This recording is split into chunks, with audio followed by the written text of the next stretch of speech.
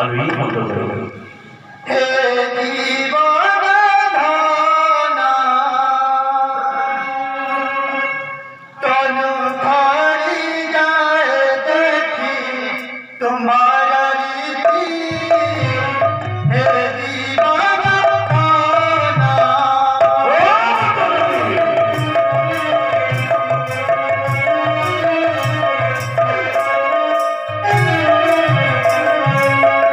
किया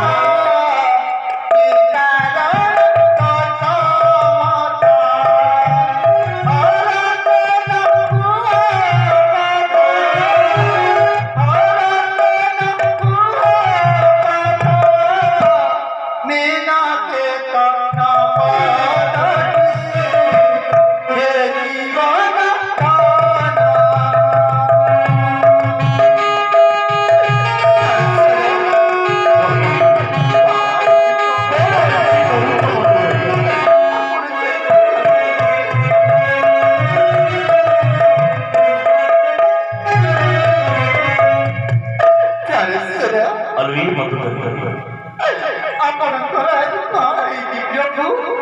अरे बोल पर मत ଯଦି ମୋର ପ୍ରତି ଆପଣଙ୍କ ପ୍ରେମ ଆଉ ଶ୍ରଦ୍ଧା ଅଛି ତାହେଲେ ଭାବରେ ଆପଣ ପ୍ରକାଶ କରନ୍ତୁ ପ୍ରଭୁ ପ୍ରକାଶ କରନ୍ତୁ ତୁମେ ତ ମୋ ପାଗଳାଡ଼ି ମନ୍ଦରେ ତୁମଠାରେ ମୋ ଶ୍ରଦ୍ଧା ଅଛି ତୁମଠାରେ ମୋ ସ୍ନେହ ଅଛି ତୁମଠାରେ ମୋ ମମତା ଅଛି ତଥାପି ତମେ ଏମିତି କେମିତି କହୁଛ ମନ୍ଦରେ ମୋର ବର ହେଇଛି ମନ୍ଦରେ ତମେ ଏମିତି କହିବାର ତାତ୍ପର୍ଯ୍ୟ କ'ଣ ଅଛି ମନ୍ଦରେ ଆପଣ କାହିଁକି ପୁରୀ ତୋରି ଧାର